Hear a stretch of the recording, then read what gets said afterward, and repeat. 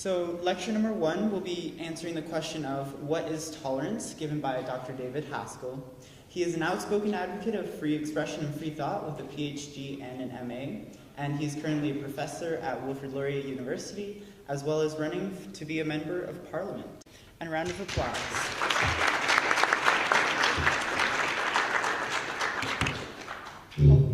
Well, thank you, everyone. I am delighted to be here at the University of Waterloo this evening. As you've been told, I'm a professor at Wilfrid Laurier University, and my experience at Laurier professionally and personally has influenced my understanding of tolerance. As a researcher, I've studied and I've published on the topic, and as a professor, I've been personally involved in campus debates about tolerance. In those debates, I and a handful of colleagues who think like me have argued that universities should tolerate, that is, they should allow, without coercion and without censorship, free thought and free expression.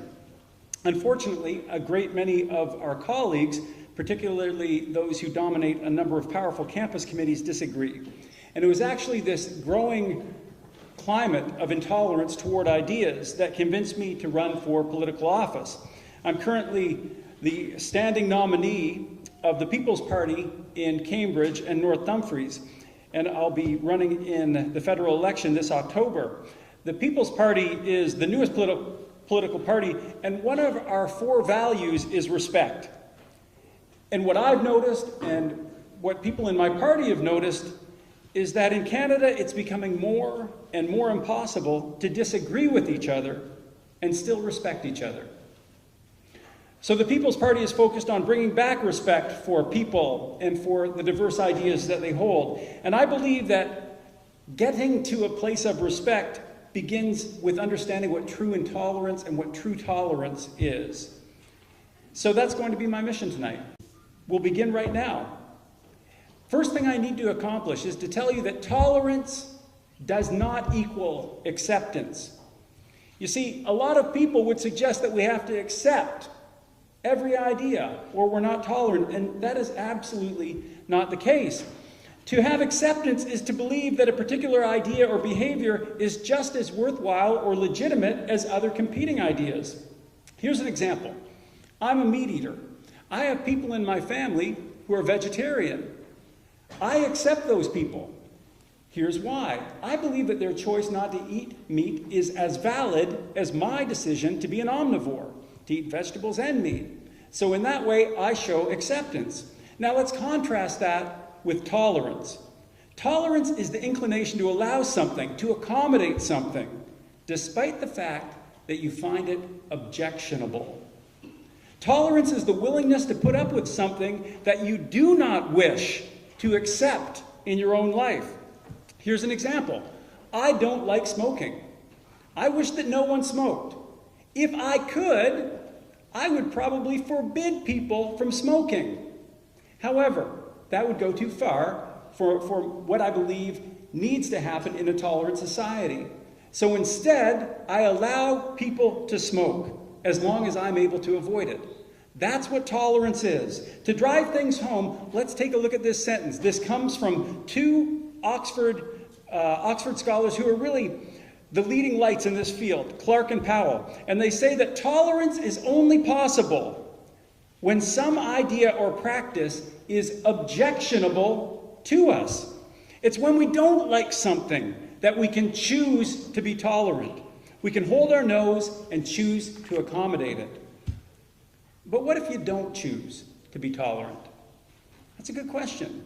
What if you choose to be intolerant? What would that look like? Intolerance, when it takes place, involves the deliberate use of force or coercion to stop the action of another because you find it objectionable. Tolerance does not interfere, and intolerance interferes. And with intolerance, that interference can be exercised through physical force or political force. Let's go back to the smoking example. If I wanted to physically be intolerant, I could pull the cigarette out of your mouth. I could douse you with a pail of water. But maybe I didn't want to be charged criminally. So instead, I took a different tack, and I thought, I'm going to be politically intolerant.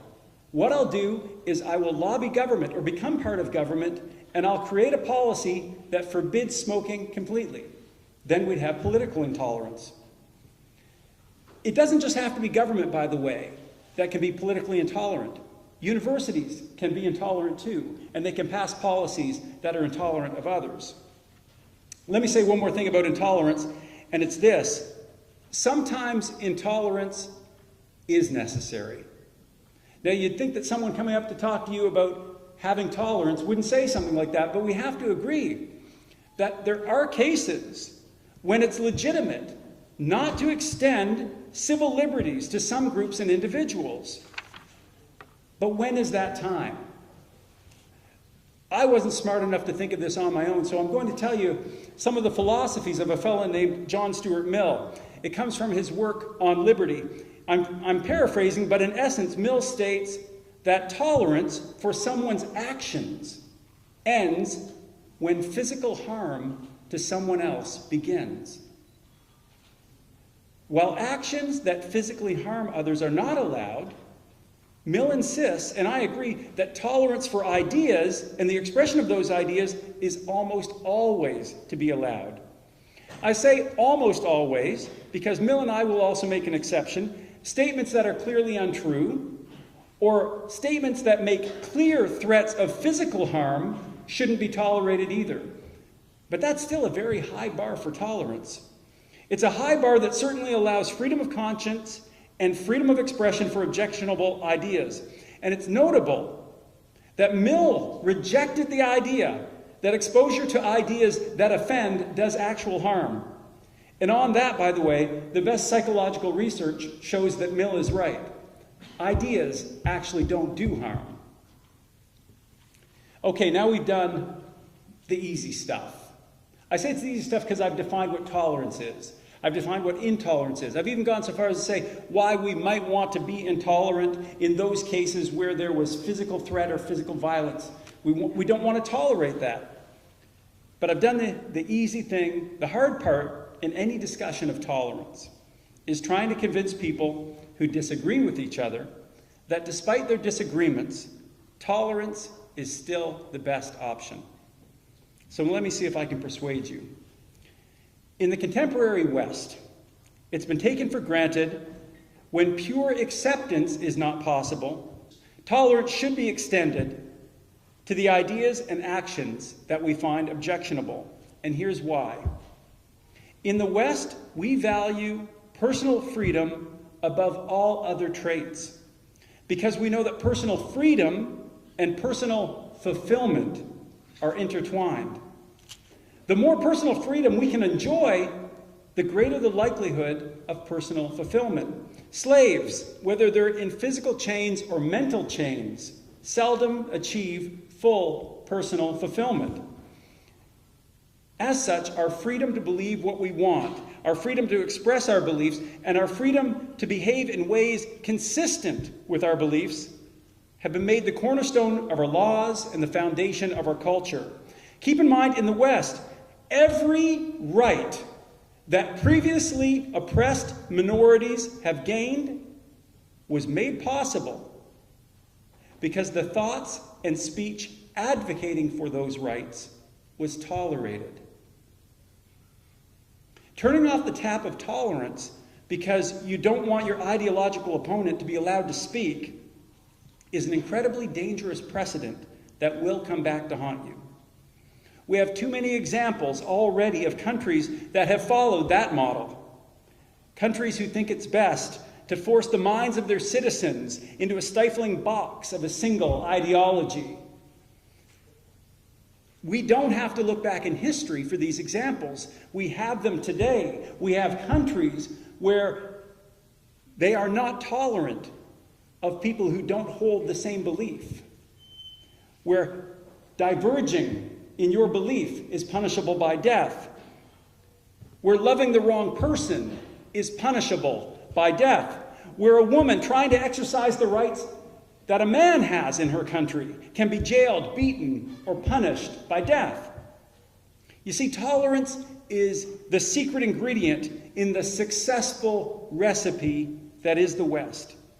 by taking a live and let live attitude as often as ethically possible, and by agreeing to disagree, we avoid a society that would be disagreeable for almost everyone. But sadly, the tide seems to have turned, and our Canadian society, like most Western societies, is becoming ever more disagreeable, especially when it comes to issues of sexuality, sexual identity, and gender. Tolerance is in short supply. Open discussion and debate on these topics is shouted down, censored, and forbidden. And here are some quick examples. About 90% of pro-life clubs on Canadian university campuses have experienced institutional censorship. Many are refused official standing by their student unions for holding views not aligned with the members of student council. In government, we have a sitting prime minister who prevented conservative Christians from receiving summer job funding because their views on when life begins didn't agree with his. In the media, an award-winning feminist blogger and journalist, Meghan Murphy, had her work pulled down from the news site she was working for, rabble.ca, and had her social media accounts frozen because she had made claims such as women menstruate and women aren't men, which were deemed transphobic by activists. Now, let's get back to campus just for one moment. In the last few years, some universities have drafted policies that, on pain of expulsion, forbid students from saying publicly that the marriage of a man and a woman is the foundation of a stable society. Why? Because such a statement, they say, the policymakers, it's heterosexist. And the irony in this situation is that it's primarily those on the social and political left, those who call themselves progressives, who are pushing us in this regressive, intolerant direction. And please don't think from the case studies I just gave that I'm cherry picking or that I'm simply making ad hominem attacks. The research on this growing intolerance on the left is clear and unequivocal. I'll start with some studies that examined intolerance on university campuses. In a recent study of protests on university campuses, Dr. Sean Stevens, he's head of research at Heterodox Academy, determined that in the last 15 years, 90% of disruptions to keynote speakers were perpetrated by left and far left student groups against right-leaning speakers. In over a third of those cases, those left-leaning protesters used physical violence or threats. But if students are intolerant, it's likely they're learning it from their professors. I'll explain. Dr. Joel Inbar, he's a professor at Tilburg University, recently surveyed professors of social science on North American campuses. After determining that 95% hold left or far left worldviews, he asked about their feelings toward colleagues who held conservative or right-wing perspectives. Over a third of those liberal professors openly admitted that they would avoid hiring someone whom they knew had conservative views. About a quarter said they would purposely discriminate against research grants or publications if they came from people who they knew were conservative. And professors' intolerance is not reserved for just their conservative colleagues. It's applied to students as well. Sociologists George Yancey and Sam Reimer surveyed university professors across North America about their attitudes toward various student groups.